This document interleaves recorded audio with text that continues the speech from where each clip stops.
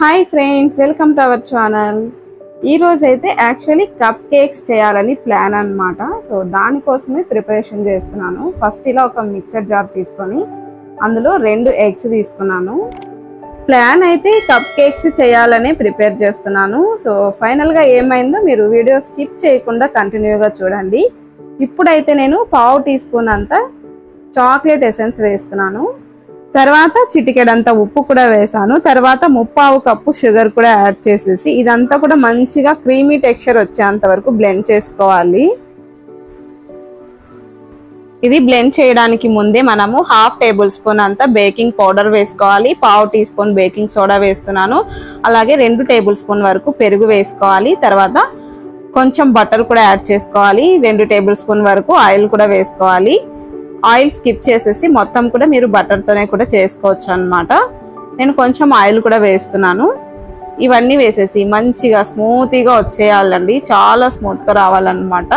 Creamy texture వచ్చేయాలి. ఇలా blend చేసినప్పుడే మనకు ఆ కేక్ ఫ్లేవర్ అనేది మనకు ఆల్మోస్ట్ తెలిసిపోతుందండి. అంత ఫ్లేవర్గా ఉంటుందన్నమాట. సో మనకు బ్లెండ్ చేయడానికి మినిమం 10 to 15 మినిట్స్ టైం పడుతుంది.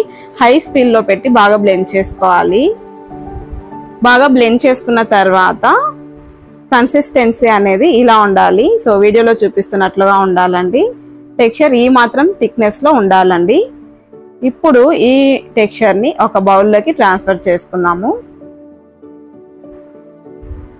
ఇలా ఒక మిక్సింగ్ బౌల్లోకి తీసుకోవాలి. సో చూస్తున్నారు కదా, ఇలా ఉండాలి థిక్నెస్ అనేది.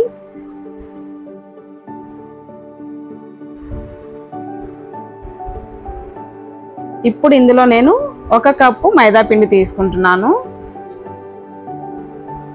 ఇందులో 2 టేబుల్ స్పూన్ వరకు కోకో పౌడర్ వేస్తున్నాను. నేను చాక్లెట్ కప్ కేక్స్ చేయాలని ఈ ప్రిపరేషన్ మొత్తం కూడా ప్రిపేర్ చేస్తున్నానండి. తర్వాత ఇప్పుడు ఇదంతా కూడా మంచిగా విస్కర్ తీసుకొని నీట్గా కలిపేసుకోవాలి. ఉండలు లేకుండా ఒకే డైరెక్షన్లో మాత్రమే కలపాలండి. చూస్తున్నారు కదా, ఇలా మంచిగా కలిపేసుకోవాలి. మనకు మైదా పిండి చాక్లెట్ పౌడర్ వేసిన తర్వాత కన్సిస్టెన్సీ అనేది ఈ మాత్రం ఉండాలి. ఇలా వీడియోలో చూపిస్తున్నట్లుగా బ్యాటర్ ఇలా ప్రిపేర్ చేసి పక్కన పెట్టుకోవాలి. ఇందులో ఇంకా ఏం వేయాల్సిన అవసరం లేదు. అన్నీ మనము మిక్సీలో వేసేసి బాగా బ్లెండ్ చేసాం కాబట్టి ఇంకా అన్నీ కూడా అందులోనే సరిపోయింది. మనం బేకింగ్ పౌడర్ అన్నీ కూడా ఆల్మోస్ట్ అన్నీ వేసేసాము. మనం ఇందులో కావాలనుకుంటే డ్రై ఫ్రూట్స్ కూడా సన్నగా కట్ చేసి వేసుకోవచ్చు. డ్రై ఫ్రూట్స్ లేనప్పుడు పీనట్స్ ఉంటాయి కదండి, పీనట్స్ కూడా సన్నగా కట్ చేసేసి అవి కూడా ఇందులో వేసుకుంటే మనకు బేక్ అయినప్పుడు మంచిగా క్రంచిగా ఉంటాయి అన్నమాట. తింటున్నప్పుడు చాలా బాగుంటుంది టేస్ట్ కూడా. తర్వాత ఈ స్పాచులా ఒకసారి నేను డైరెక్ట్ ఒకేసారి ప్యాన్ మీద పెట్టేశాను. అది హీట్కి సగం తెగిపోయింది. చూసుకోకుండా అలా పెట్టేశానండి. ఇంకా ఈ స్పాచులాతో మళ్ళీ ఒక్కసారి నీట్గా కలిపేసుకోవాలి. ఇప్పుడు ఈ బ్యాటర్ని మనము కప్ కేక్స్ చేయాలనుకుంటున్నాం కదా, ఈ కప్ కేక్ మౌల్డ్ తీసుకొని అందులో కొంచెం ఆయిల్ కానీ బటర్ కానీ వేసేసి మొత్తం కూడా స్ప్రెడ్ చేసుకుంటే మనకు కేక్ అనేది మంచిగా బేక్ అయిన తర్వాత ఈజీగా డిమోల్డ్ చేసుకోవచ్చు. సో ఇప్పుడు మనం రెడీ చేసుకున్న బ్యాటర్ని ఇలా చిన్న స్పూన్ తీసుకొని ఇలా ఈ కప్లో సగం వరకు వేయాలి. సగం వరకు ఫిల్ చేయాలి. అది బేక్ అయిన తర్వాత మంచిగా పొంగి ఫుల్గా వచ్చేస్తుంది అన్నమాట. కాబట్టి సగానికి వేసుకోవాలి. అయితే నేను ఈ ట్రే వచ్చేసి ఒక్కసారి కూడా నేను ట్రై చేయలేదు. ఫస్ట్ టైం ట్రై చేస్తున్నాను. డైరెక్ట్ ఒకేసారి ఇంకా మనం రెడీ చేసిన బ్యాటర్ అంతా కూడా ఇలా ఫిల్ చేసేసిన తర్వాత ఓవెన్లో పెడదామని వెళ్ళి లోపల ఓవెన్లో పెడుతుంటే ఇది అస్సలు పట్టడం లేదనమాట. చాలా పెద్ద సైజు నా ఓవెన్లో, ఇది అసలు లోపల పెట్టడానికి అస్సలు వీలవ్వదు. ఇంకా తర్వాత అనిపించింది నేను ముందే చెక్ చేసుకొని ఈ బ్యాటర్ ఇలా చేసి ఉండాల్సిందే అని చెప్పి. సరిపోతుంది అని కాన్ఫిడెంట్ తోని నేను డైరెక్ట్ వేసేసాను అన్నమాట. మొత్తం కూడా వేసుకొని దానిపైన డ్రై ఫ్రూట్స్ కూడా అలా ఫిల్ చేసేసి అంతా ప్లాన్ చేసుకున్న తర్వాత ఓవెన్లో పెడదామని చెప్పేసి చెక్ చేసే టైంకి ఇది అస్సలు పట్టడం లేదు. ఇంకా తర్వాత స్టవ్ మీద బేక్ చేద్దాం అనుకుంటే ఇంకా దానికి తగ్గట్లుగా నా దగ్గర ఎలాంటి బౌల్ ఏమీ లేదు. చాలా బిగ్ సైజులో ఉందన్నమాట ఇది. అయితే ఇంకా స్టవ్ మీద కుదరలేదు. తర్వాత ఇంకా ఓవెన్లో ఇంకా అసలు పట్టదండి ఎప్పటికైనా సరే. ఇంకా స్టవ్ మీద చేయడానికి కూడా అస్సలు వీలవ్వదు అనమాట. ఇంకేం చేయాలని చెప్పేసి ఇంకా మొత్తం కూడా వేరే కేక్ మౌల్డ్ ఉంటుంది కదా, కేక్ లాగా చేద్దామని చెప్పి అందులోకి ట్రాన్స్ఫర్ చేశాను. ఇది తీసుకొని నేను చాలా రోజులైందండి, ఒక్కసారి కూడా ఓవెన్లో పడుతుందా లేదా అనేది కూడా నేను చెక్ చేయలేదు.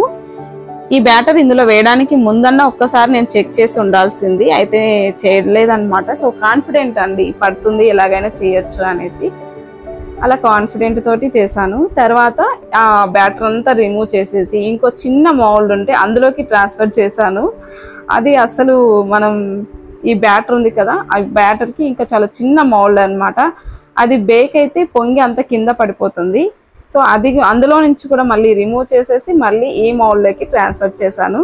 మొత్తానికి అయితే చాలా లాంగ్ ప్రాసెస్ అయింది, నాకు గిన్నెలు కూడా ఎక్కువ అయిపోయినాయి క్లీన్ చేయడానికి.